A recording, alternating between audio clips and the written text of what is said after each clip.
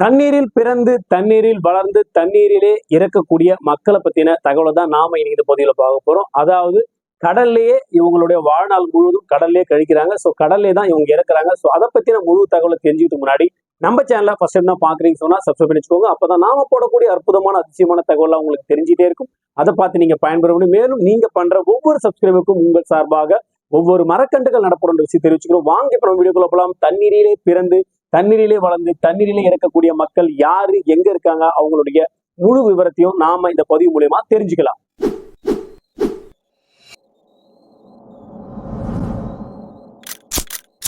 So நாம வாழக்கூடிய இந்த உலகத்துல வந்து பாத்தீங்கன்னா 1/3 தான் நிலப்பரப்பு. மிச்சம் 3 அளவு பத்தி பாத்தீங்கன்னா அதிகப்படியான தண்ணி தான் வந்து நம்ம நிலத்தை சூழ்ந்திருக்கு அப்படின்னு சொல்றாங்க. ஸோ அதுல முக்கியமான விஷயம் கடல்.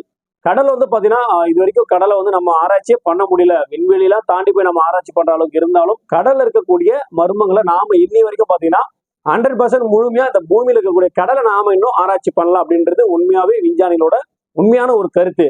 ஆனா இப்படி இருக்கக்கூடிய இந்த உலகத்துல வந்து பாத்தீங்கன்னா நிலத்துலதான் மக்களும் விலங்கினங்களும் எல்லாருமே நம்ம வாழ்றோம். கடல் சார்ந்த உயிரினங்கள் மட்டும்தான் வாழும். ஆனா ஒரு குறிப்பிட்ட மக்கள் மட்டும் பாத்தீங்கன்னா கடல் நீரில் மட்டுமே, அதாவது தண்ணி மட்டும்தான். அவங்க நிலத்தை 1% கூட யூஸ் பண்ணவே இல்லை. நிலத்துக்கு வரவே மாட்டாங்க, நிலத்தை பயன்படுத்தவே மாட்டாங்க. எல்லாத்துக்குமே கடலை தான் பயன்படுத்தக்கூடிய ஒரு மக்கள். அவங்க வந்து பாத்தீங்கன்னா அவங்களுக்கு தனியா ஒரு நாடு கிடையாது, தனியா வந்து ஒரு ஊர் கிடையாது, அவங்களுக்கு எதுவுமே கிடையாது. எந்த ஒரு ஆதாரமும் எந்த ஒரு நம்மளுக்கு நம்ம ஒரு சிம்பிளா உங்களுக்கு எடுத்துக்காட்டா சொல்லணும், நமக்கு ஒரு ஆதார் அட்டை இருக்கலாம் நம்ம இந்தியன் சொல்லிட்டு, அது போல அவங்களுக்கு எந்த ஒரு சைனேஜுமே கிடையாது. அவங்கள கடல் நாடோடிகள், கடல் ஜிப்சிகள் அப்படின்னு சொல்றாங்க. ஸோ இவங்களை பத்தி தான் நம்ம பார்க்க போறோம். இவங்க என்ன பண்றாங்க கேட்டீங்கன்னா, எந்த பகுதியில இவங்க முதல்ல இருக்காங்க அப்படின்னு நம்ம பார்ப்போம். இந்தோனேஷியா, மலேசியா, பிலிப்பைன்ஸ் இந்த பகுதிகளுக்கு அருகில் இருக்கக்கூடிய கடல்ல தான் இவங்க வந்து இவங்களுடைய வீடு அமைச்சு, இவங்க வந்து வீடாவும் அமைச்சுக்கிறாங்க. பிளஸ் வந்து பாத்தீங்கன்னா போட்டாவும் அமைச்சு அந்த போட்டுக்குள்ளேயே இவங்க இருந்துப்பாங்க. ஸோ முழுக்க முழுக்க பாத்தீங்கன்னா இவங்களுடைய வாழ்நாள் முழுவதும் இவங்க தண்ணிக்கு மேலதான் தண்ணிக்கு அதாவது கடல் நீருக்கு மேலதான் இவங்களுடைய வீடு இருக்கும். அது எப்படி சொல்றதுன்னே எனக்கு தெரியல. ஏன்னு கேட்டீங்கன்னா டோட்டலாவே இவங்க அந்த பகுதி ஃபுல்லாவே பெரிய பெரிய பலகை அடிச்சு அது மேல வந்து இவங்களோட வீடு அமைச்சுக்கிறாங்க.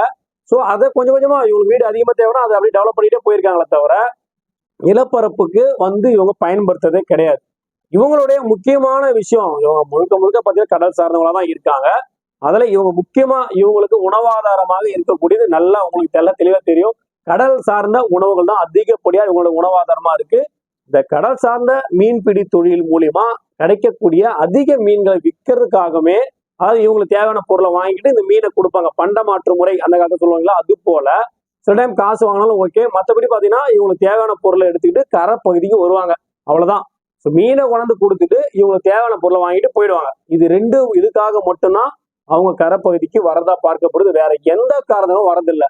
இந்த முக்கியமான விஷயம் பாத்தீங்கன்னா அங்க இருக்கக்கூடிய எல்லாருக்குமே பாத்தீங்கன்னா அதிகப்படியா ஸ்விம்மிங், அதாவது பாத்தீங்கன்னா நார்மலா இருக்கக்கூடிய நம்மளுடைய மனுஷங்க நம்ம நார்மலா இருக்கோம். நாம எந்த அளவுக்கு கடலை மூச்சு பிடிக்கிறோமோ அதை விட அதிகமா தண்ணியில மூச்சு பிடிக்கிறத விட இவங்களால அதிக நிமிடம் மூச்சு பிடிக்க முடியும் சொல்றாங்க.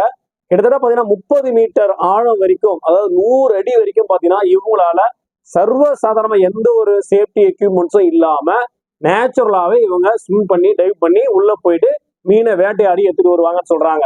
குறைஞ்சபட்சம் பாத்தீங்கன்னா இவங்க 5 நிமிஷத்துல இருந்து 13 நிமிஷம் வரைக்கும் இவங்களால மூச்சு அடக்க முடியும், அதாவது மூச்சு பிடிச்சுக்கிட்டு தண்ணிக்குள்ள இருக்க முடியும் அப்படின்னு சொல்றாங்க. ஸோ இவங்களுடைய மூச்சு திறன் அந்த அளவுக்கு அதிகமா இருக்கு. இவங்களுடைய டிஎன்ஏவே அந்த அளவுக்கு மாறி இருக்கு அப்படின்னு சொல்றாங்க. அந்த காலத்துல இருந்து, அதாவது இவங்க வந்து எந்த நாட்டுக்கும் இவங்க சொந்தம் கிடையாது, எந்த நாடும் இவங்கள சொந்தமா ஏத்துக்கிட்டதும் கிடையாது. இவங்க இன்னைய வரைக்கும் கடல் நாடோடியில அப்படியே சுத்திக்கிட்டே இருக்காங்க, அவ்வளவுதான். இப்போதைக்கு அவங்க நாம சொல்லக்கூடிய இந்த பிலிப்பைன்ஸ், மலேசியா இந்த நாட்டுக்கு பக்கத்துல இருக்காங்களே தவிர மற்றபடி இவங்க இங்க இருந்து வேணாலும் இடம்பெயர முடியும், எங்க வேணாலும் போயிடுவாங்க. இவங்க ஆனா முழுக்க முழுக்க கடல்ல மட்டும்தான் இருப்பாங்க, கரைக்கு வரவே மாட்டாங்க.